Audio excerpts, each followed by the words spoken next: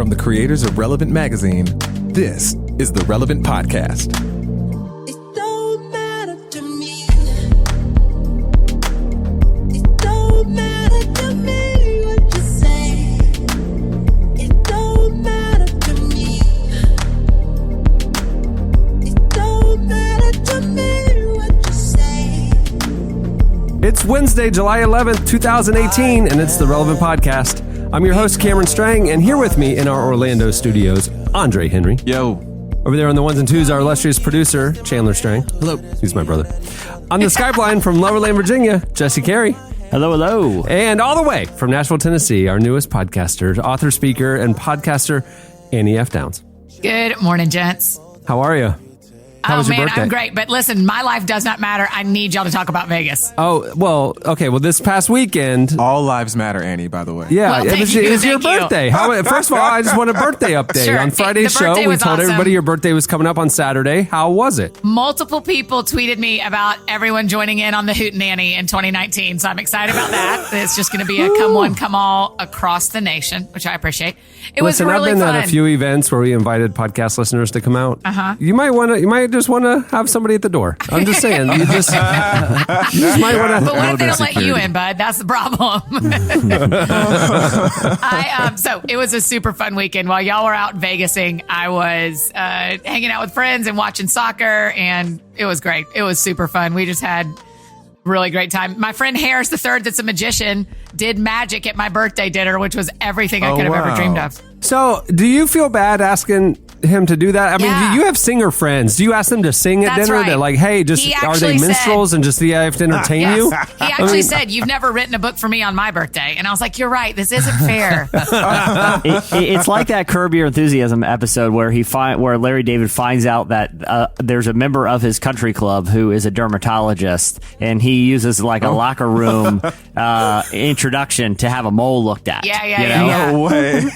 And the guy's like, well, tell you what, you're a comedy writer. Come write me a comedy. I'll check out your mole. Yeah, you know, yeah. It is an interesting line there. You know, Yes. It is. That is Yeah, that's hilarious. it. But he did it, two huh? card tricks Begrudgingly. that were just amazing, and everybody had the best time, and it was awesome. I just love. I mean, it's this what I told you last week. I just love any chance to gather around my people, and so I got to do that all weekend long. It was just so fun. Well, speaking of magic, see, that's a good transition. That's a segue. I'm a professional podcaster. Speaking of magic, Jesse and I had a weekend of magic as well. So Jesse and I flew out on Friday to go to Las Vegas. I haven't been to Vegas in a decade. Sin City. That's why I try to stay away. But this year, the NBA Summer League was there, and all 30 teams were playing for the first time, including my Orlando Magic. And so Right. I thought, hey, Jesse, let's go out to Summer League because we have friends who work for the Magic, and I thought they might hook us up. You I was know? about to say, were your guys happy to see you? All your Magic guys? Yeah. they were surprised. I'll say this: they were surprised. Really, dude? Really? You flew out here for this? This is You're kind of like, you're welcome. it's kind of a practice. You know what I'm saying? It's like, really? Yeah. That's I next told level. Cameron, though, that when you go into the Summer League Stadium, there's nothing but basketball nerds there. And you know that by the assortment of just random jerseys, you know? Like, I told Cameron, this is like the Comic-Con of the NBA. Only the most devoted will fly out and actually spend time here. Seriously, it was Comic-Con for NBA fans. Wow. It was amazing. And so we went to see a couple games, but the Magic played on Friday and Sunday. And so we had a whole day of Vegas to fill. And so, of course, we went. So y'all and didn't saw. go see any other teams play. You just went and saw your two Magic games. We caught a couple. Yeah, we peeked in some we caught a other little. games, Yeah. We popped in. Yeah. It's kind of like you buy a ticket for the day and you can see like all 10 games if you wanted to. And there were like 2 arenas going, so games were going at the same time. It was like Lollapalooza for basketball. It was amazing. It was really cool. And the great thing is, like, it's even different than like a Lollapalooza. I guess it's more like in the Comic-Con is like you see the guys who are just playing, like walking around the whole time, like literally still in their uniforms, just kind of hanging out. And so you're like rubbing elbows with the players like the whole time, which is pretty cool. That's kind of cool. And we stayed in the hotel where most of the teams were staying. And so just hanging out at the pool or going down to the hotel gym or a casino or whatever, like there's players everywhere. Wow. I mean, I'm telling you, I was nerding out. Like, I really was. I was like, it was pretty cool, Mark. It was, yeah. That's cool. So on Saturday, though, we had an opening. And so, of course, we filled it. I mean, to keep the theme going, we filled it with some That's magic. right. Yeah. And so Jesse and I booked tickets to see the #1 rated magic show in Las Vegas. With Mr. David ratings, Copperfield. which we later, or I have at least come to the conclusion, may be rigged. And for reasons you will hear soon. Oh, I can't Oh, my wait. goodness. Wait, did y'all drink fruity drinks? Because that was one of my very favorite things about Vegas. They had a signature beverage called the Illusionist. I will say that. That's true. That is true. But here's the thing that should have raised the alarm about the David Copperfield show. It was Friday night, and I was looking for tickets for Saturday, and the #1 quote unquote rated magic show in Las Vegas, the tickets were on a pretty steep discount. You know, Really? I got them on like a 70% discount the night before the show. Oh, wow. That should have been an Wow, indicator wow, about wow. the demand Yeah. of the Mr. David Copperfield show. Yeah. Wow, that's But we were interesting. undeterred. Like, I felt like I was pretty pumped. I just like, thought I worked the system. I was like, man, Yeah. I didn't Yeah, I was even about to pay say, what did you retail. think when the tickets were cheap? Were you like, oh, Yeah. we've done it? Yeah, we've done it. Like, oh man, we're doing Vegas right. We got cheap Yeah. tickets for the Yeah. #1 rated magic show. Yeah. Nope. There's a reason why there was no demand. Little just- did you know. Yeah, Jesse. Jesse, what were you? Had you seen David Copperfield before live, Jesse? Never live. I mean, Okay. but I feel like he's pretty much considered widely as like the king of magic. Like Well, when people sure. think of like, and the other thing too is like he's the stereotypical like modern magician, right? Like he's the character that like they base like Job on Arrested Development, like grand scale illusions. You know, crisp dress shirt and a few Yes. wisecracks. Like that's his thing. Yeah. You know, Yeah. he's not Yeah. like Chris Angel who's mind freaking you. He's not David Blaine doing the street magic. He is old school, which that means just giant illusions. And so He I'm made the thinking Statue of Liberty disappear on national television. Right, I mean, back in the late '80s, early '90s, he literally I saw it with my own eyes. It was a national event. he literally I mean, Does he perform every night in Vegas? Is this like a 7-night-a-week thing he's it's doing? not only 7 nights. I mean, I think most shows are closed on Monday, Well, but hey, it's every night, 2 a night, and on Saturdays 3. Yeah. So Three well, here's the on thing. Saturday? Here's the thing. I told Cameron this on Sunday before we left. I was like, hey man, I just want to let you know I'm doing a deep David Copperfield dive soon. And so like on the airplane, I like downloaded a podcast where he was interviewed. 16 shows a week he does. 16. Oh Yeah. my gosh. Where were y'all on Saturday? Where were y'all on the stack? The first show, the second show, or the third show? We were at 7 o'clock. So he did a 4:30 matinee, 7 and 9:30. And most nights he does 7 and 9:30. So we were on the second show. I thought, dinner crowd. I mean, this is like Yeah. prime Yeah. time. It's not the late night hooligans. Right, right. kinda The late night show clubbers. is something you're about. And the old people are going to the 4:30. Right, for We're sure. here with the families. We're Yeah. here with the prime Sure. audience that Yep. he's going Sure. for. And the time. thing is, he's had the 4:30. He's warmed up. He's Right. warmed up, but he's not is the tired. perfect situation. This is the optimal show. The optimal time to see David Copperfield. So we get there, and I'll let Tennessee tell you about the experience. I'll just tell you, we sat down. We had row in tickets. Yeah. And we noticed 2 minutes before the show, there's nobody else on row in or any of the rows behind us. And then one of the staffers comes up and says, "Hey, gentlemen, I'd like to take you to your new seats." And they take us front and center. Wow. Second row. We had one of those like No. booths, like mafia booths that are like a U. Yeah. You know Yes, what I mean? yes, Just me and yes. Jesse right in the middle of the stage. The whole thing David to ourselves, Copperfield. too.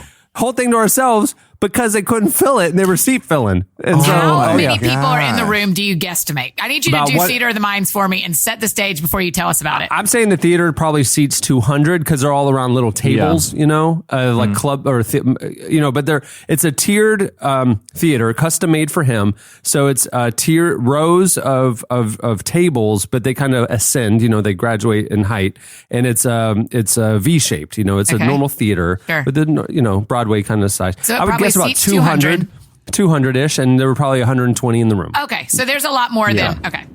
Yeah. Okay. Yeah, it's not like it's not just like a private show for Cameron and I, though that would only been slightly less awkward than what transpired. Oh, I'm so happy. I'll I read cut to along the chase on my side. It was one of the worst theatrical experiences I've ever experienced. Wow, Yeah. really? Yeah. Well, so what happens is he comes out and he starts off like, I'm not gonna lie, when it first started, I was thinking, dude, this is totally worth it, because the first thing is like, Jesse was non-ironically excited. yeah, they start spinning this large, like open kind of container up on stage. It clearly has nothing in it, all of a sudden, and it's covered in like a white sheet. All of a sudden the sheets drop. Guess who's there sitting on a Harley Davidson looking awesome? No. David Copperfield. It just appears out of midair, thin air. Does he look awesome? Like, did you really think like his hair looks right? This is everything I wanted him to look like. I'm not convinced. In hindsight, it was kind of. I'm not convinced it wasn't a toupee. Are you, Cameron? So out in front of the theater, it's David Copperfield theater. I mean, there's David Copperfield photos everywhere, and you're going. It's who you remember, the primetime David Copperfield. How old is he at this point? Because I don't. Well, the pictures of David Copperfield that adorn the theater, I'm saying he's 50. Yeah.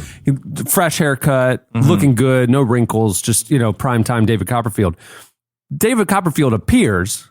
He's about a month and a half overdue for the haircut. Yeah. Oh my gosh. It's clearly colored, and he's at least 67. He's Yeah, not. He's he's 61. I just man, Googled it. He's 61. Okay, yeah. No, Just it's not looking good for But 60. he We're, looks we're 67. keeping those photos up for a reason because that's not what he Oh looks my like gosh. anymore. So he starts the show, and it starts off like, this is pretty good. Like, so the second trick, which really the show, those are the two best tricks, the ones that happen within the first 90 seconds. So Of how long of a show? Are y'all there for an hour and a half? hour and a half, Yeah. Okay. 90 minutes. So he appears on the motorcycle. Awesome. He gets some volunteers, quote unquote, from the audience. And What do you mean, quote unquote? What do you mean, quote unquote? Oh, no. Well- we know they were planning. plants. Yeah, there were They're lots of plants plans. for sure. Well, I knew, not to jump ahead, but like he demanded a standing ovation, did not get one. That's when the plants started you jumping up serious? and He would say clapping. like, I need 3 volunteers, catch this Frisbee, and he would just throw it, right? And it would fall near some tables, but not quite to the tables. And he'd go, pick that up, hand it, I need a lady, hand it to the lady to your left. Yeah. Oh, my So it's word. not like he was Oh, my actually word. a really good Frisbee thrower. No. I figured maybe he had to just like really hone the craft or something. Yeah. I thought so too, Chandler.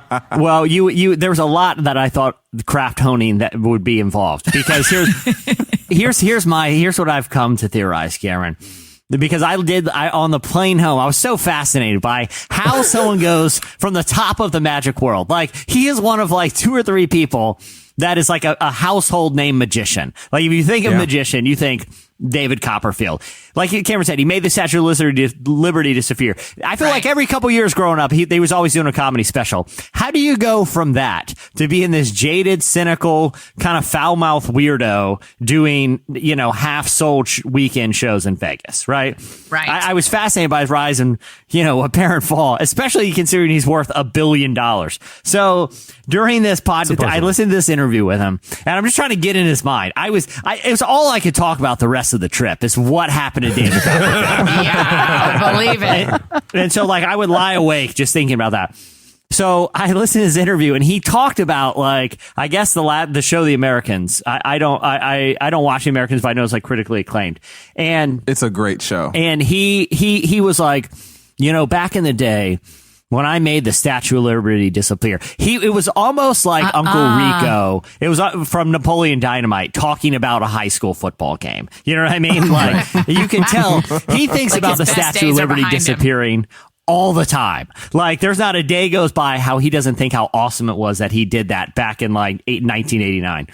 But he's telling this podcast interview, he's like, when I made the Statue of Liberty disappear, it wasn't about the trick. It was about the speech I gave. That imagine if liberty disappeared from this world. What would a world look like without liberty? And nobody got it. No one said anything about the speech. It was all the trick, and my message went ignored for all these years. And I guess on an episode of The Americans recently, the Russian spies are watching TV back in 1989 because it takes place back then during the Cold War or whatever, and they watch the David Copperfield speech and make commentary about liberty. He's like, and David Copperfield said he literally cried while watching it because someone finally got it. Oh, wow. That it took humanity 30 years to catch up to how great he was. And I feel like that's what he's carrying with him every night into this. Like, these people don't deserve to see me materialize on a Harley Davidson. They don't. You know what? Now that you're saying Just that is literally his vibe. You all don't deserve me. Like, literally, I'm phoning it in for you because you people are just here to take. You know what I mean? Like, you don't get it. You're right. He totally had that vibe. That was his whole thing. Man, that's fascinating. And so, like, I'm like going a deep dive into his psychology because obviously he doesn't need the money. Like, I think it's been established by a credible outlet that that money is no object to him, right? That he's looking for just a little validation every night. And I saw that when he demanded people to stand up and cheer for him. And when people, we were all like, I mean, I'm not going to not get the applause was so tepid, like, you know, just like, okay, cool. And as soon as he walked off stage, we kind of stopped, right? Yeah, And he came immediately back out for an unwarranted encore. And like, no one wanted the encore. Nobody asked for it. We were ready to go. Yeah. You know? Yeah, but the last trick was like, and Cameron, I don't know if you caught this. So the last trick, that box, basically the same trick he's been doing the whole night, where this big, you know, empty box is making large things just materialize. The last trick, and he says some dumb line like, and just like my dad said he never could, tonight, I and you believe in magic, or whatever the last cheesy line is. And the box turns, and this is at no point have we discussed dinosaurs in this evening. Oh, please, Dinosaurs have never been a part of the he narrative did the whole time. His friend throughout his childhood, because he would show pictures of himself as a child with his friend Frank, and it was like a little dinosaur skeleton, and none of the other kids got him. And when he would go to birthday parties, he would bring Frank, and Frank was his only friend, and he'd sit in the corner with Frank, his little toy dinosaur skeleton. This is so T-Rex sad. dinosaur skeleton. That's And where this it was, came- again, nostalgia family photos coming up on the screen that were all fake, obviously. Yeah. So anyway, the last trick, and he's like, I now believe in magic, and like the box opens, and like this T-Rex skeleton is in there now, roaring, and it was kind of size. cool, but again, like I know that's probably inflatable, and you know what I mean. Like I can figure out that that's not a real dinosaur was skeleton, but like when the lights came back on and it's roaring, that was the one moment of authenticity I saw in David Copperfield's mind. Really? Like, I told you I still got it. Like that's when that dinosaur's roaring. He's looking at every eye in there and be like, I am David freaking Copperfield. Like, You know what it taught me though? Honestly, this is like the showmanship thing or whatever. Or like, so David Blaine, I don't know, I don't follow magic or whatever, but David Blaine does these big specials where he blows people's minds. And David Copperfield used to do these specials.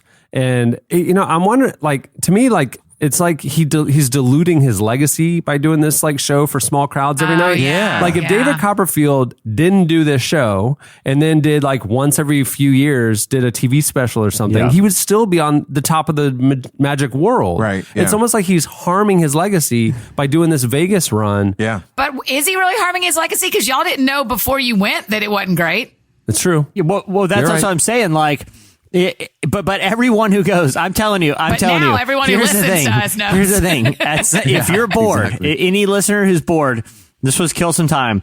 Look up David Copperfield Las Vegas show reviews, and there's like hundreds of them, and just filter out and go to the 1 stars. They And I think it's unfair to only invite people to do that if they're bored. I say, if you have time of any kind, bored or not bored, this is of Go the ahead. utmost importance. The 1 stars, this is because worth the your 5 time. stars are clearly rigged. Because it's Exactly. like 5 stars, he's great. 5 stars, David Copperfield's a Best legend. show, yeah. Still on the best show on I mean, Las because are Vegas. the dates on the 5 stars recent, though? A lot of Like, are they reviews still are like- recent, but like the 1 stars, like one of them said that the star of the show was David Copperfield's boredom and disdain for the audience. And one was like, Gosh. Okay, so both of you guys how many stars are you giving the show for real? okay, here's the thing on the quality of the magic, and, general presentation and effort. That's definitely a hard one. On how entertained I was and how much I enjoyed it thoroughly more because of all the many awkward moments. That's a 5+ right there. You want the most awkward night in Vegas, and you want to leave feeling a little weird and sad, but also weirdly entertained. And you're like, Weird and sad. you ever watch the show Locked Up Abroad? These people get locked up in like a prison in Thailand for something. Yeah. Every time you it's the same feeling. Like you're kind of sad, but you're like, you know what? It puts things in perspective in my life. Things aren't too bad. I'm not locked up in a prison in Thailand. You know, like that poor guy.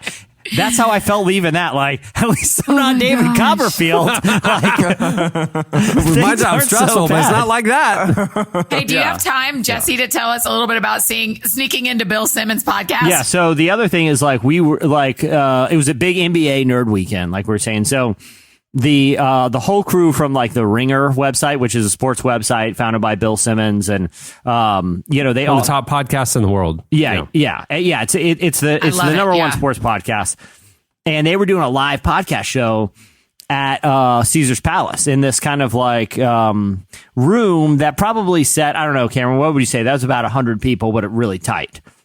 Yeah, if not more than that. It was like a bar, like almost like a piano bar or something. There was a stage, and when the seats were all kind of rounded, but it was definitely a bar lounge area. But it was a closed entrance, like there was a front door sort of thing, Yeah, so when we found out the guest was going to be David Chang, who we've talked about on this podcast a couple of times. The chef who does Ugly Delicious. Wow. He has a Momofuku in Las Vegas. Oh, cool. So he was there. Yeah. And then also Daryl Morey, the GM of the Houston Rockets, was going to be on the show, and a couple other guests. Yeah. And so Jesse really wanted to see it. He checked it out. Tickets were sold out. Couldn't get in. Yeah. And we were going to dinner before the show there at the hotel, and Jesse ran over to try to talk to the door guy. Is it sold out? Could we get in? Maybe there was a line of people who didn't have tickets who were waiting already, and Jesse came and told me he's discouraged. He's like, oh man, we can't get in. There's like 10 people already waiting, We're like, oh, well, we tried. Right?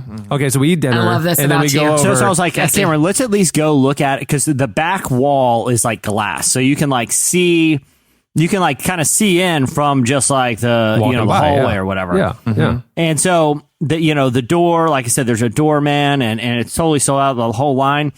So me and Cameron are walking away, and I see a side entrance door. That is basically side stage. Like you It says walk, if you were employees to only, walk through this door. stage entrance. Employees only, it says on the door. Yeah. Oh my gosh. If you were to walk through this door, you could take 2 steps and be on stage next to Bill Simmons. Like, so, this is for the stage production and guests on the show only. And like I said, Yeah, so standing right there was like David Chang was standing right there. The guest for the next segment was standing right there, because it's side stage. Yeah.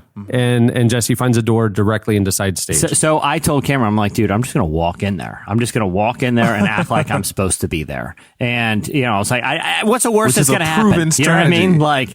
Like, hey, were they going to throw me out like DJ Jazzy Jeff and Uncle Phil? Hey, it's Vegas. I saw Ocean's Strange reference, 11, but okay. and when you get taken down in casino jail, there's no laws down there. Yeah, I mean, we saw what happened to Joe Pesci. He ended up Yeesh. with his head in a vice in the movie Casino. Okay, he learned a lesson. He learned the hard way. So, Oh my gosh. so I'm thinking either I'm going to need to see a free podcast, or someone from the Ringer staff is going to put my head in a vice until I confess that there's another person with me, and I sell Cameron out. So, I walk in to the door, and I just stand up against the wall. The woman who's like the stage production manager, who's like, getting the next guest and all that stuff, she like looks at me really weird, and I'm standing at this point like right next to her, like if she wanted, So you're just like backstage practically. If exactly. there was So a I'm just backstage. standing there, and I kind of just looked at her and nodded like, yep, I made it. Like, you know what I mean? Like, clearly I'm supposed to be here. What, you don't know who I am? Like, and so I stood there for probably 5 minutes, and I texted Cameron. I'm like, look, I'm in. We still might get kicked out, but I think you should just walk in super confident and just come stand right next to me. Cameron. Meanwhile, I'm outside. I'm waiting outside, and I happen to notice that I'm standing about 15 feet away from Frank from American Pickers. And so I'm like, he's just hanging at the bar. And I'm like, I bet Frank from American Pickers is a good hang. I was like, well, Jesse's in there watching his nerd podcast. I'm going to get out here and friend Frank from American Pickers. That's what I was going to do. Okay. But then Is he was Frank like, the tall one or the short one? the short one with the beard. Okay. And he's like, he was just hanging out. And I was like, cool. I got my plans for the night. Jesse's going to watch his show. And then he's like, no, you got to come in. So I was like, all right. So Cameron comes and stands right next to me. Like 30 seconds later, right behind him comes David Chang. And so it's like me, Cameron, David Chang just standing there. It's clear that one of us is supposed to be there. Like, Right. but at this point, I've probably been in there for like half an hour just enjoying the show. And after Cameron's in, the stage production manager lady absolutely knows we're not supposed to be there, but the thing is, she's let it go this far. If she has us removed right now, it's causing a scene, and that's going to look bad on her. So we kind of look at each Y'all were other. right behind Bill Simmons, right? Like y'all are like, people can see You could, we were on camera, and we could tap him on the shoulder. Yeah, I like, could it was that extend my close to arm him. and grab him by the scruff of his neck if I wanted to. That's a really weird thing to do, and I'd definitely get kicked out for that. But if I wanted to, You do I have could. really long arms, but I do. it still is true. But at one point, I kind of looked next, because at this point, she's standing right next to me, and I kind of She look at her. couldn't stand next to David Chang. She couldn't stand next to the guests because me and Jesse are in the way.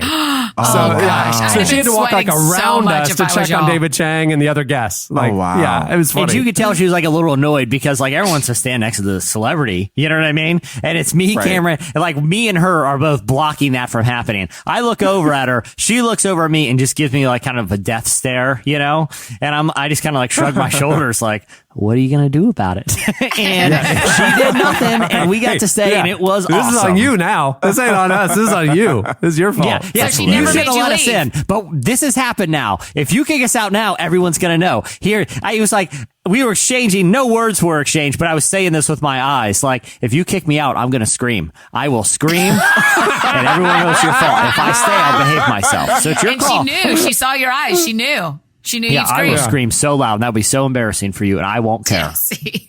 Oh my goodness. Like in between the segments, Bill's pretty loose. You know, it's not like when we do our live show, we have a rundown and all this stuff. Like he kind of they had like 3 different segments with different guests, and at the end of the segment when it would resolve, he would just go, "Okay, we're gonna do our next segment now," and he would stand up, kind of. The guests would stand up and kind of exit, and Bill would stand up and turn around to look for the stage manager and say, who's next or whatever. When he turned around, he locks eyes with me. Yeah. And he's looking at me like, you're not supposed to be here. And he was thrown off. Like, you could tell he was thrown off. Wow. And so like after that, Jesse and I would, every time there would be a segment break, we would like look at the floor and not make eye contact with Bill Simmons because we didn't want to get the whole Hey, like, the get other out of guy here. I know that was convinced. I was did. convinced knew that we were trespassing was cousin Sal, who you may know from like he's on Sports Center. He's Jimmy Kimmel's cousin, who's a writer on the show and is always on there.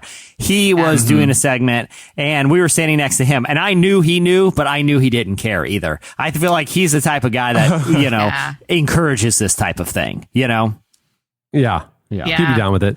So we did that. That was fun. We saw the Bill Simmons podcast. We saw David Blaine. And then the last night, the one thing, and I know our listeners might have different views on this. Like, I like to play poker. I don't feel like it's gambling. You're playing a game for stakes, but you're playing against other. Well, I mean, it is gambling. No. I mean, it can be poker, but it also. Well, no. Gambling, in my mind, gambling's our game of chance where you're playing against odds and you're playing against the casino. With poker, so you're saying if I bring my skill and my money, it's not gambling. yeah.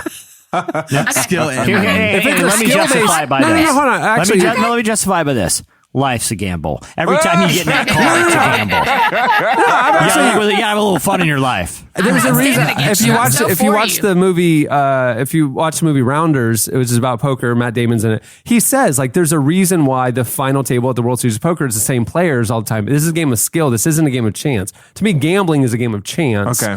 Poker skill does matter. Anyway, I like playing poker. I've never really gambled. I never really played games of chances. I mean, it just seems like you're giving money away eventually, even if you get lucky. And so I've never played table games. Jesse, on the other hand, enjoys playing the game craps. Oh, so that's it's what I love Very too, much. Jesse. Very And much. so Jesse was like, come hang out. He's going to play some craps. And I was just like, I don't know the game. So I just kind of hung with him and he taught me the game. And we played craps a little throughout each night. We play a little bit of craps. So the last night, we're leaving last night or Sunday night. Jesse's tired. He's going to bed. Early flight. And I'm like, wow, last night in Vegas, I'm going to go downstairs. I'll play little craps.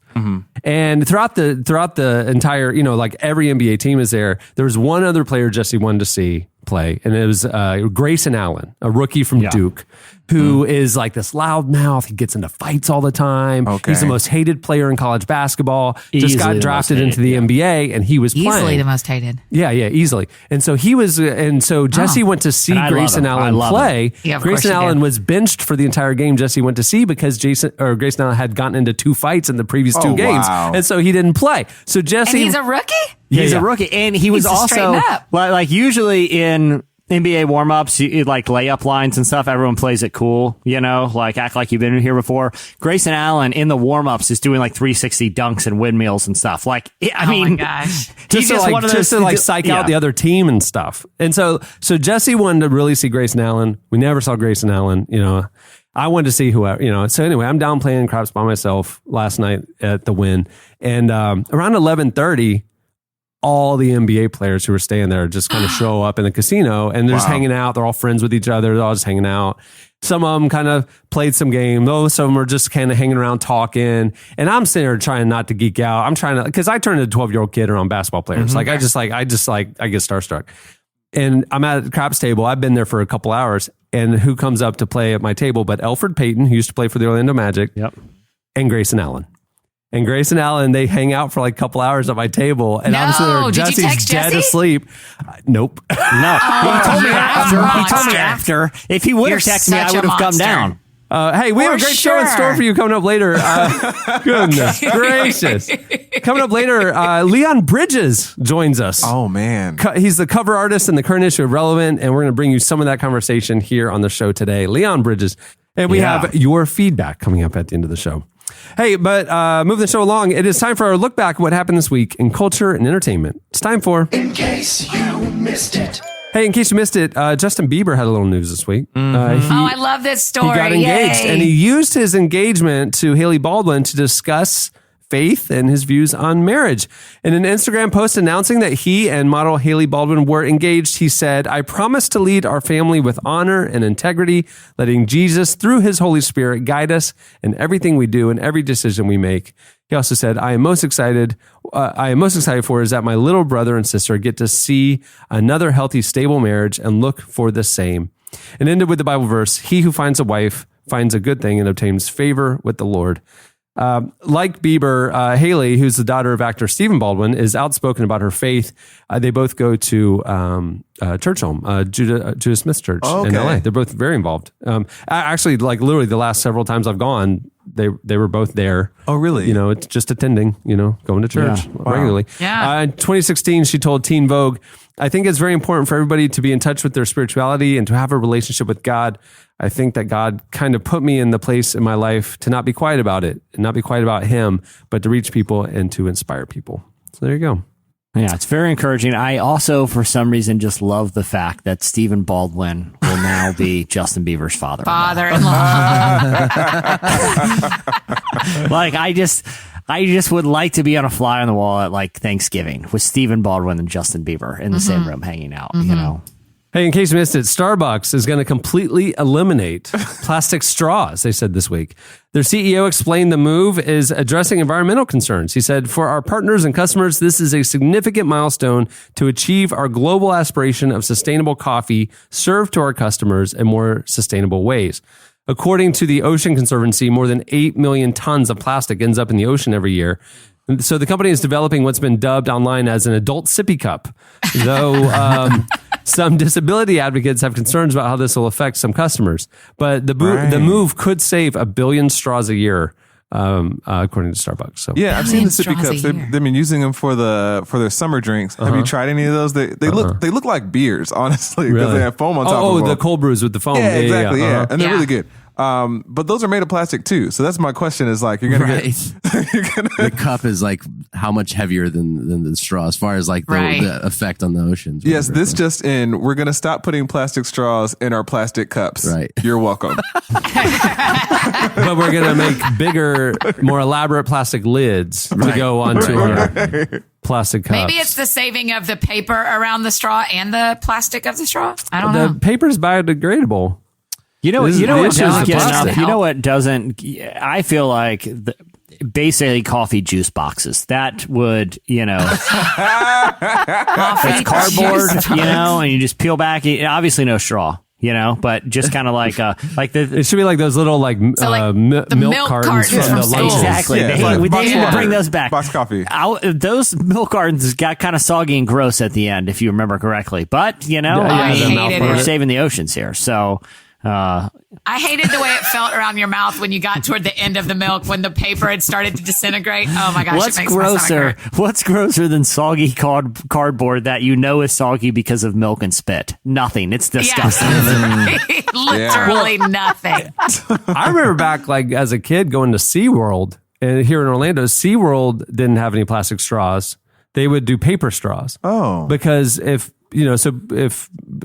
people threw the straws into the water tanks, it would actually harm the animals and Right. stuff. So I remember that. And I always hated going to SeaWorld because they had those soggy paper straws. Soggy when we paper get our drinks. straws.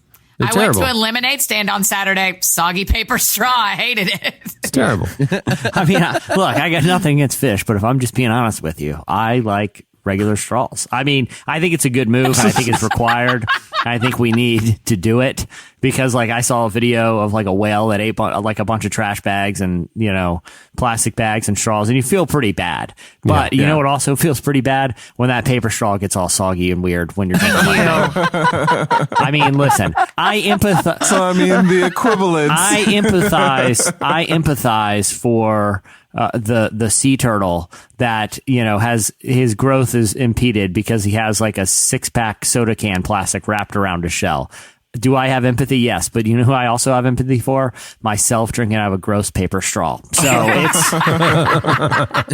we'll see where I end up on this. Hey, in case you missed it, Tony Hale explained to Gabe Lyons this week how he got over his us versus them mentality as a Christian working in Hollywood.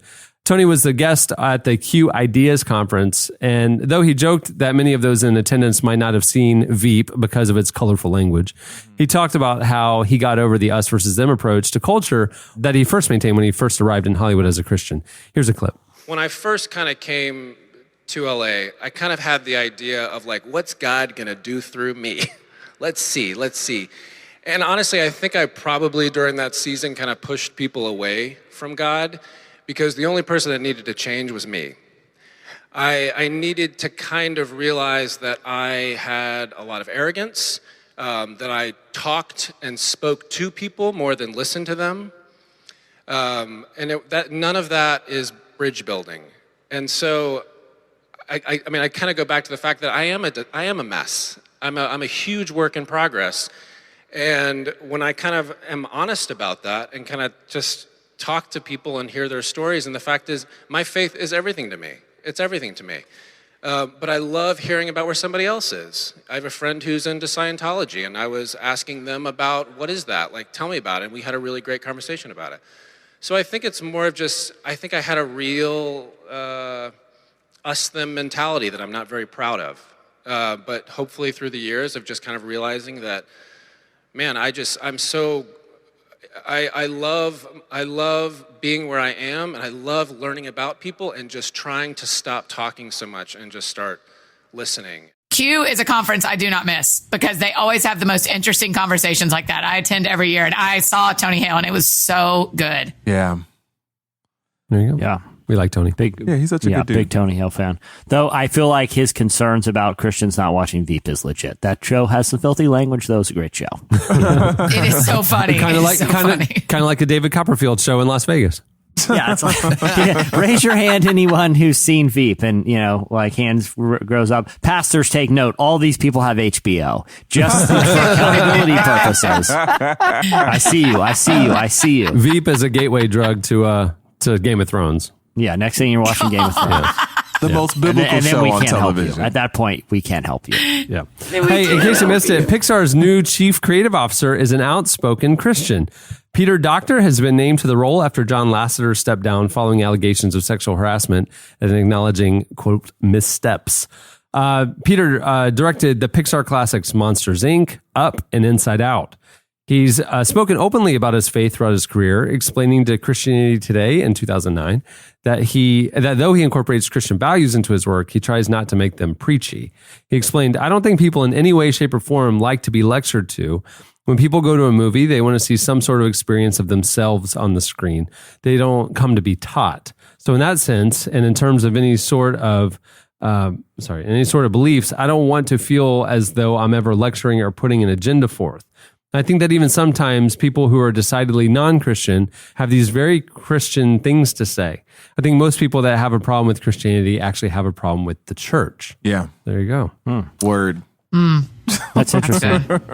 Hey, and lastly, in case you missed it, this week, Chip and Jo forgave the writer who criticized their parenting after he reached out to them. USA Today writer Daryl Austin got a lot of attention after he published an op-ed that called out the Gaines, saying that the Gaines didn't get where they are now by putting their family first, and that despite their image, they have a work-first, kids-second approach to their careers. In a response on Twitter, Chip said, if there's ever a need with my family first, I'll shut this circus down so fast it'll make your head spin. But Jo and I believe with God, anything is possible, including having an amazing family and career you love.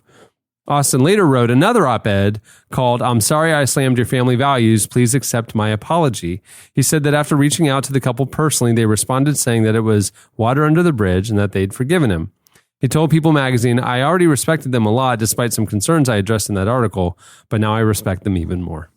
Chip and Jo, ladies and gentlemen. Yeah, I love, that when it comes to family and priorities, Chip's taking the Jimmy John's approach. I will shut it so fast your head will spin. It's a good philosophy. It's a good philosophy. And there's a reason Jimmy John's are like on every shopping center in America right now. People like fast responses, good for Chip. I mean, what do y'all think about that as with your journalist brains of him writing an article and then retracting and apologizing after actually getting to know the people? Like, wouldn't you say just don't write the first article till you get to know the people? I don't want to malign this writer. I'm not familiar with the stuff other than this particular op-ed. Because then you'll have to apologize after you get to know him. But I do know that I read, because while kind of prepping this, I was reading his apology article, and he still seemed like we did. This is after Chip did his response tweet. We kind of did like a write up that was just objective. Like, it wasn't an opinion piece. It was Chip responds to this criticism and with the tweet, and in his apology didn't run on USA Today. His apology ran in like a Fox News column, and he said that Relevant slammed him for his comments and linked to it. I'm like, we didn't slam you. We just said what Chip said. So it makes me think, maybe this guy might have some sensitivity issues with tossing his opinion out there. And you guys played a part in his apology. Cool. Bit of a chip on his shoulder, you might say. Chip on his shoulder. Oh, Chandler. Thank you for that, buddy. Yeah. Love it. I think you just got to be careful about like writing about people's families too. Like, that's just, I don't know. That was a risky move to begin with. Yeah, because it's not criticism about the show. It's not criticism about like the art. Well, the show's over. I mean, now they're just private citizens who do a line of goods at Target. And if you wanted to do a takedown of the Magnolia line, that's one thing. You know what I mean? That's right. That's fair. Like child labor issues or something. I don't know. I'm not saying that. Please, I'm saying that. Talk about the thing. Yeah. I don't know. Yeah, if you're just like super anti-shiplap, have at it. That's fair. That's a taste thing. And frankly, I share your concerns. But if you're going after their kids, that seems like it should be different. off limits. Yeah, I agree. All right, well, that'll do it for In Case You Missed It and your Las Vegas update. Stay tuned. Up next, Leon Bridges. Now everybody talking about it, so we can talk about it too. You really want to save the world, man? Well, I want to save it too. We could blow them away the American way. 79 shiny revolvers. You're listening to Raylan Baxter. The song is 79 Shiny Revolvers. It's a lot. At the beginning of the podcast, you heard Drake with his new single, Don't Matter to Me, featuring Michael Jackson. I thought it was really funny to start the show saying, doesn't matter to me what you say, because it's a show about talking. Right. Well, this week's show is brought to you by Blue Apron. With fresh, non-GMO ingredients and chef-designed seasonal recipes delivered to your door, Blue Apron lets you see the power of what food can do. Blue Apron is completely flexible and lets you choose from 2, 3, or 4 weekly recipes based on what fits your schedule. And now, in honor of summer, Blue Apron is offering delicious meals that are great on the grill, like honey chipotle glazed chicken with poblano, and lime rice. Ooh, I like lime That rice. sounds so good. Come on now. You can add smoky depth to your dinner while enjoying the warm weather. Yeah, I'm a big fan of this service. Not only because is the food great, Because you love poblano. Yeah, and the other thing is I love adoration. I love praise. I love looking better than people. Okay. And when I make this, everyone's impressed. And I look at other people that are visiting and in my kitchen and say, I'm better than you because I made a better meal. And I kind of go Copperfield on them for a minute there. Yeah. You do that to like your children? Whoever I'm feeding that night, be it children, Okay. be it neighbors, most of the time it's children. But yes, I do. Do And- you tell one of your children to 'Cause your stand up and kids are start the small. standing ovation at the end of the meal? Yeah. Hey, real quick, hands around the table. When's the last time anyone here made poblano and lime rice? Oh, is it just me? Is it just me? Oh, that's weird. That's weird. Huh? I thought everyone had done that. Right now, Blue Apron has a special offer for Relevant Podcast listeners. You can check out this week's menu and get your first 3 meals for free at blueapron.com/relevant. That's blueapron.com/relevant to get your first 3 meals for free. Blue Apron, a better way to cook. Well, Leon Bridges is a singer-songwriter who has risen to fame for his critically acclaimed albums Coming Home and this year's release Good Thing, which showcases his ability to combine gospel, soul, and blues with songs about faith, love, and heartbreak. We recently talked with Leon about his hip-hop roots, his rapid rise to fame, and the real artist behind the soulful on-stage persona. Here is part of our conversation with Leon Bridges. Why you trying to hold me back? I'm just trying to move up front, little more this, little less of that. Let me come through. I'm tired of being in the back. I'm just trying to move up front, little more this, little less of that, yeah. They tell me I was born to lose, but I made a good thing out of bad news. Coming into Good Thing, there's a lot of there's kind of a rumor or a superstition in the music industry about the sophomore slump, especially coming off of such a successful first album. What were the challenges, or what were you hoping to accomplish when you came in to starting to record and put together this one? Yeah, I wanted to, I guess, reestablish who I am as an artist and how people perceive my art, and so I wanted. I mean, of course, with my first album, it was a very specific sound and was reminiscent of the '60s R&B era. But I just wanted to be able to take elements from that and move it forward, and so that was the whole intention behind going into this next process. Was it sort of, because for that first album you were really I felt like I would imagine the expectations were a lot lower, but now you've got a lot of fans, you've got a lot of people who are really excited and hyped up about this. Was it more difficult with that amount of an extra amount of pressure on you? Man, I think the pressure was more so self-imposed, I guess you would say.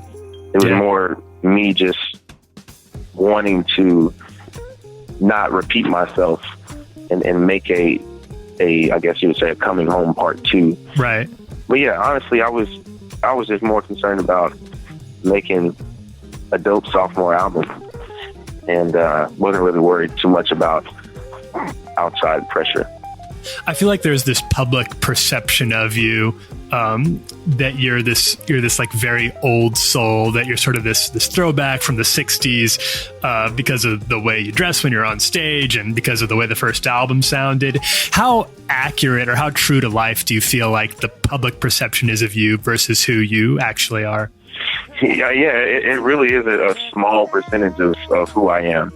You know, I of course I enjoy music from that era, the fashion from that era, but it doesn't really sum all of me up, you know. And you know, I'm a person that I'm a young dude and living in modern times, and I also enjoy, you know, I grew up on modern R&B and hip hop, and I mean, so a lot of people wouldn't even know that my favorite thing to do is to go out and party and turn up to Young Thug or love trap music. A lot of people wouldn't know that. I'm scared to death that she might be it, that the love is real, that the shoe might fit.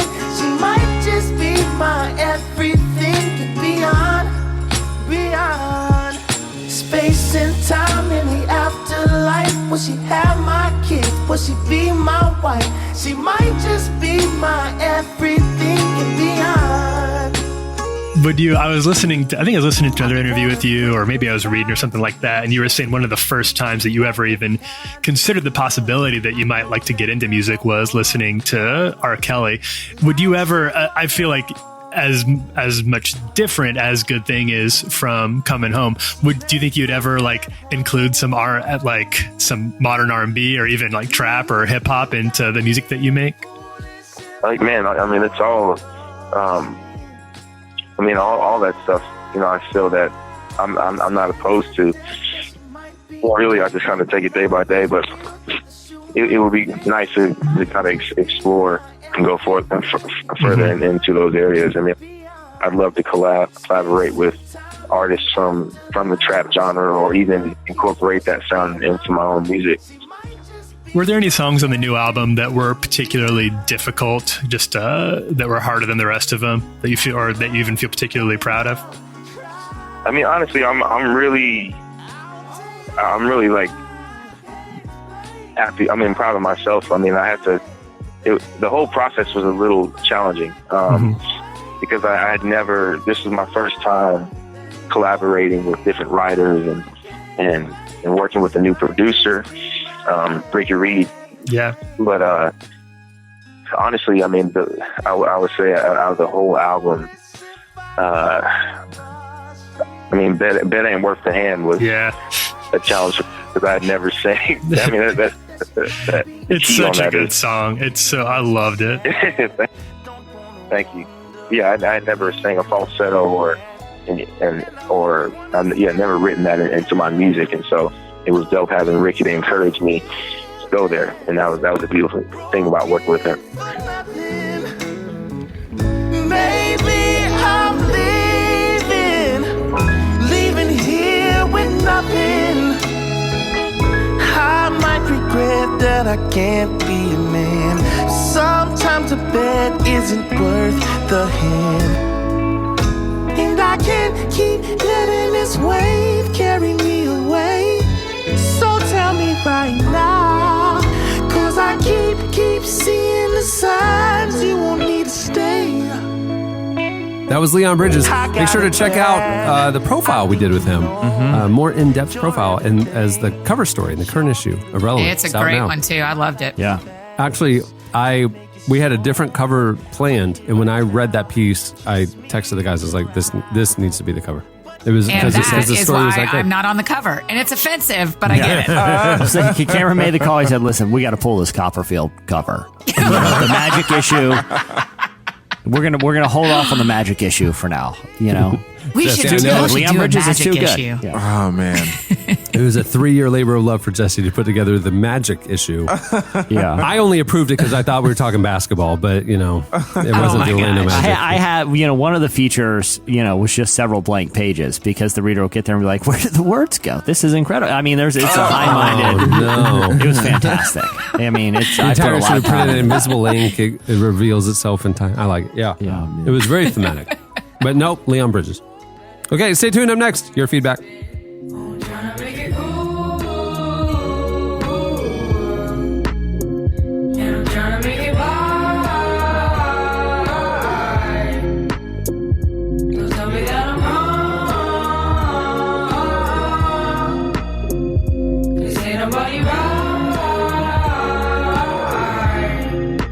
You're listening to Hana Vu. The song is Cool, featuring Sachi. All right, well, it's time for your feedback. Well, last week's show, on Wednesday's show, the July 4th show, we played the game Indie Band of Firework. Yes. And our guest, we got to know our guest a little bit, and one of our listeners, and she was telling us the story of the family, her family, when she was younger, would go evangelize as clowns. And it got us talking about awkward evangelism tactics. And so our question of the week last week for you was, we wanted you to tell us your awkward or funny or memorable evangelism stories. lot of us have experienced them and participated in them. You hit us up on Twitter at Relevant Podcast. You also wrote your longer ones on the podcast episode page at relevantmagazine.com. Here's a few of our favorites. Jim observed a fist fight between two Christians at a Promise Keepers rally. No. And here, can I tell you why things escalating to physical confrontation at a Promise Keepers rally is particularly concerning? Because a lot of the men there, especially in this era, in the early 90s, were armed with swords. It's a big theme. It was a big theme back then. They were playing with swords. I don't know which one you went to. What are you talking about? What's that? Are you serious? I went to like the football stadium rallies, and it was just a bunch of dads who felt bad about being bad dads, and they wanted to do better and stuff like that. I thought swords some way. Am I wrong? Am I wrong to think that swords? No, I mean, I never was a Promise Keeper because I'm a girl, but my memory of all the men who went to those from my churches were all sword wielders. Yeah. Sword wielders. See, me, it was like it was just a bunch of like football coaches speaking and right, so while I read this, someone needs to Google Promise Keeper swords to make sure I didn't make this up. Anyway, because this slice would have been way better if it wasn't a fist fight, but a sword fight. They were at the DC Mall at a Promise Keepers rally, and while they were there at the rally, somebody was like one of the street evangelists was shouting like turn or burn messages with his megaphone. After hours of nonstop shouting at the rally, one of the attendees, one of the Promise Keepers, confronted the man. What ensued was a pretty good fist fight between the evangelist and a Promise Keeper. Eventually, the DC police came and broke it up. As Jim notes, nothing says brotherly love like assault charges. Why would a street preacher be screaming at the people going into a Christian event? Well, but I've been to several Christian events, and like the Westboro Baptist people were screaming at them, like you're not real Christians. Yeah. It's weird. I've been to those too. You know, Christians love doing that to each other. You're not really part of the faith. Yeah, you know. Yeah, that's neat. I've spent enough time on all of our social media channels to know Christians, the people who they love attacking most, are other Christians who have a slight variation on their beliefs. The slighter the variation, the louder they yell, huh? Sorry, real quick. I'm Googling. I did find this out. There is, I don't watch Game of Thrones, like I said earlier. So, but there's a sword on Game of Thrones called the Oath Keeper, which sounds awesome. Indeed. It's essentially the origin story of Promise Keepers. That's right. I like Caleb's feedback, and I'm going to use the word like very lightly because it actually just makes me cringe. But he went to a Christian school where they used a curriculum known as ACE. And each year there was a student convention where you got like ribbons and trophies, and there were all these different categories like basketball, archery, preaching, photography, ping pong, all these things. And one of the categories that you got ribbons and trophies for was soul winning, y'all. And so you had to, every person you converted had to sign an affidavit along with their new pastor. And then you brought that with you, and the people who had converted the most won awards. That ruins my life. My very fundamentalist Baptist high school would go to the ACE competitions every year as well. Really? Mm-hmm, mm-hmm. I never competed in the soul conversion one. But do you remember it? I don't remember that category, no. But I do remember everybody there was like homeschooled or very weird. Yeah.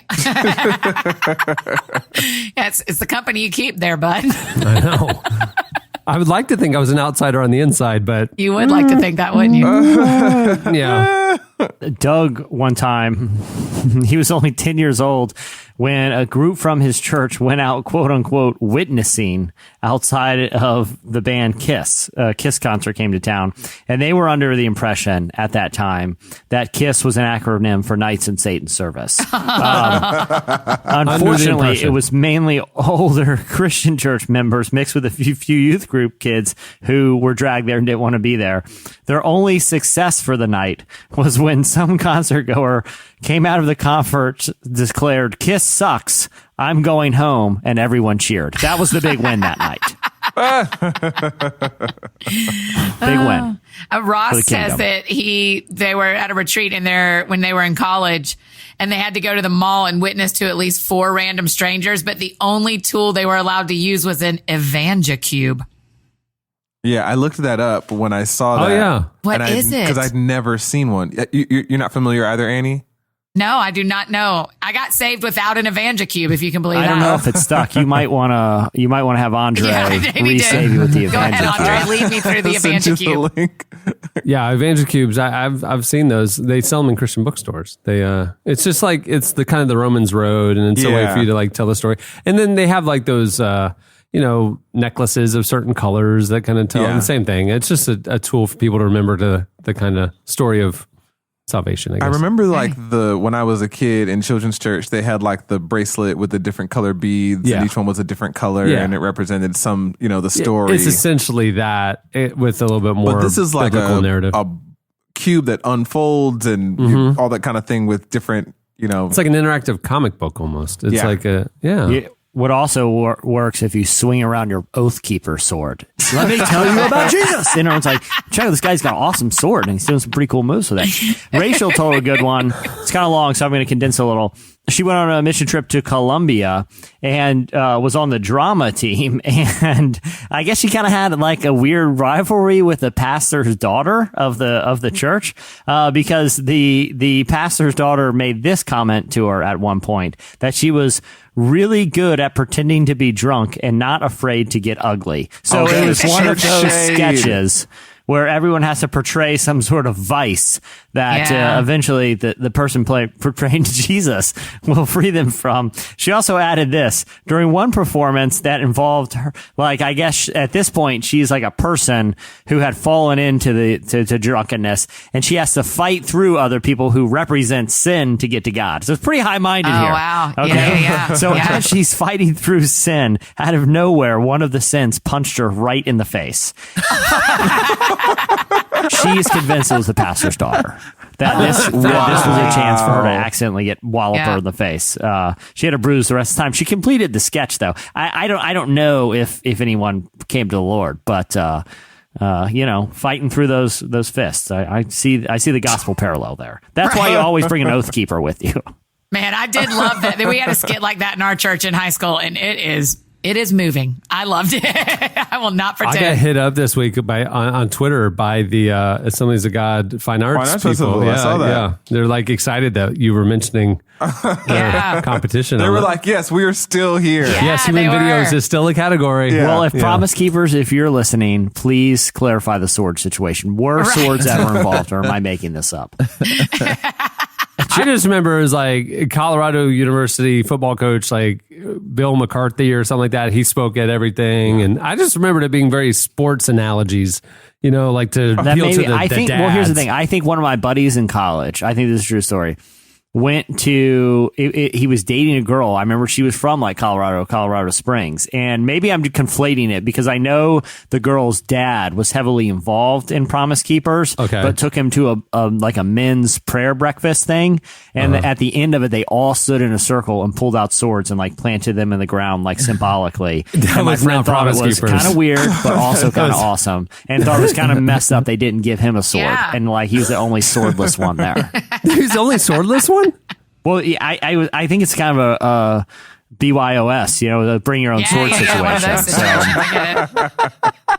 Yeah, that's not Promise Keepers. You can't have 60,000 men packing a football stadium and they all bring their own swords. Right. That's not Promise Keepers. I mean, I think I might go if that was the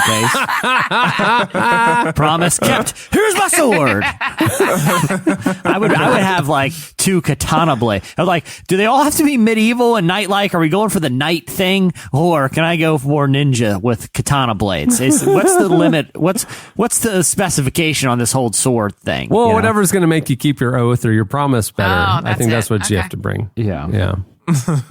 I'm going to get one of those real medieval looking ones that's like, it looks like a machete. It's got like barbs coming out everywhere. Yeah. It's going to be the coolest. It's kind of like, mine kind of looks a little, it's going to be demonic looking, but I think, there's some symbolism there. People will figure it out. All right. Well, there's a lot more feedback where that came from. Go check it out. Okay, it's time for this week's editorial question of the week. Hey. Well, earlier in the show, you heard a very edited down version of what Jesse and I experienced at the David Copperfield show. It went on for probably a solid 50 minutes. You heard, I'm assuming, somewhere around 8 to 10. Did you keep in the part where David Copperfield pulled out a sword on us? Literally on your table. We got us thinking, we want to know your most uncomfortable, awkward, or disappointing live performance experience. You're really excited to see some show, and the person you went to see just wasn't bringing the goods that night, just wasn't into it, or something weird happened. We want to know your most awkward, disappointing, unforgettable live performance experience. Hit us up on Twitter at Relevant Podcast, or you can write your longer stories on the podcast episode page at relevantmagazine.com. This will be good. Yeah. I can't wait. Well, many thanks to Blue Apron for making this episode possible. Remember to check out this week's menu and get your first 3 meals for free at blueapron.com/relevant. Thanks also to Leon Bridges for talking to us. His album Good Thing is out now. Do yourself a favor and go get it. You can also follow him on Twitter at Leon Bridges, and check out the cover story and the brand new issue of Relevant, which is out now. You can view the whole issue online at relevantmagazine.com. You can buy it on newsstands nationwide, and you can subscribe right now online as well. It's a good deal going on at the website. On that note, we will wrap things up. I'm Cameron Strang. I'm Andre Henry. I'm Chandler String. I'm Jesse Carey. And I'm Annie F. Downs. We'll see you on Friday. The way to get over me. I don't know what you're saying. You know. That's not the way to get over me. Thank you for listening to the Relevant Podcast. If you like what you heard, be sure to leave us a review on iTunes. Check out other shows from the Relevant Podcast Network in the podcast section at relevantmagazine.com. And while you're there, browse exclusive podcast merchandise at our online store. Make sure to subscribe to Relevant Magazine. Info is available at relevantmagazine.com/subscribe.